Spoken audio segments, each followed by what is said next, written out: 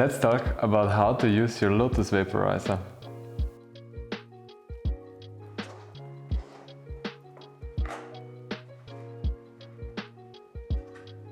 First of all, you need to adjust the flame length.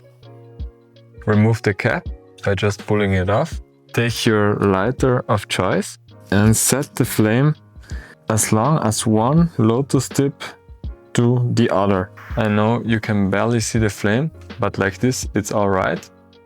Otherwise, you can always turn from the bottom of the lighter to plus or minus to increase or decrease the flame. Just take out the bowl and load your herbs, or put them up like with a spoon. You can put your Lotus also on every 40mm piece.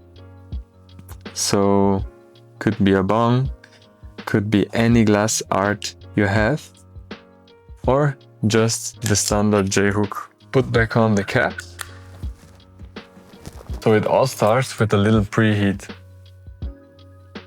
You heat it up until you see a little red dot right in the middle of the vapor cap. As you see, now it's glowing, and then you can heat it. The best thing is, while heating, checking the glass and seeing how the vapor develops, but at the same time also feeling your lungs.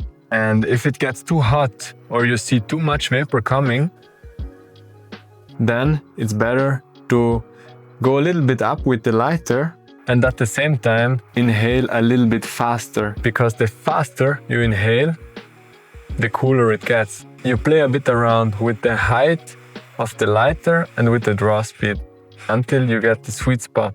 You will see after 2 to 3 times of use, you will get the hang out of it, and it's a lot of fun to use. In between hits, you can always use the integrated stirring tool to stir the bowl. The Lotus is great for concentrates too. Just insert the little concentrate pad in the heating chamber and put your favorite concentrates over there. It will work amazingly well. Let's talk about cleaning. The Lotus is very easy to clean. Just remove the cap.